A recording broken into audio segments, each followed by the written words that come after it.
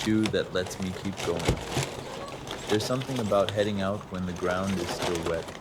That cold air, that quiet trail, that feeling like it could rain again any second. That's usually where most shoes start to struggle. But this is where the ASICS Gel Trabuco 14GTX starts to make sense. The first thing I noticed was the confidence. Not speed, not hype, just confidence.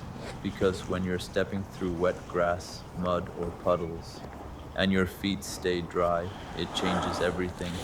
That waterproof Gore-Tex layer, it's not just a feature, it's freedom, freedom to not think about every step. But here's the honest part. There's one thing that bugs me, no heel pull tab, and you don't realize how much you need it until it's gone. When you're trying to slide your foot in quickly, especially with thicker socks or cold hands, that little missing detail becomes very real. It's a small thing, but it matters. Still, once it's on, that's where the Trabuco starts to show its strength. This isn't a race day shoe, it's not trying to be the fastest, it's built for something else entirely. It's built for everything: gravel roads, forest trails, rocky climbs, even those awkward in between sections where you're not quite on road and not quite on trail. That's where it shines. Underneath, the grip just holds. ASICS calls it ASICS Grip, and honestly, it lives up to the name. Wet rocks, loose dirt, it just sticks. That's one of the reasons this shoe is getting more attention lately. Because people want something reliable, not just flashy. And then there's the protection. There's a rock plate underfoot, so when you hit sharp stones, roots, uneven ground, you feel it less. You keep moving more. That balance of cushioning and protection, that's where this shoe quietly wins. ASICS.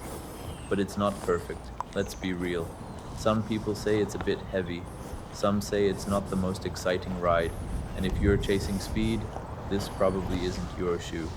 Even online, runners describe it the same way: reliable, stable, comfortable, but not aggressive. Not fast, just dependable. And maybe that's exactly the point, because not every run is about pushing harder. Some runs are just about staying out there longer, exploring a little further, taking that turn you normally wouldn't take. And for that kind of run, this shoe makes sense. It's not perfect. I still wish it had that pull tab, but once it's on and you're moving, you kind of forget about everything else. Not hype, not trends, just a shoe that quietly does its job, so you can focus on the trail.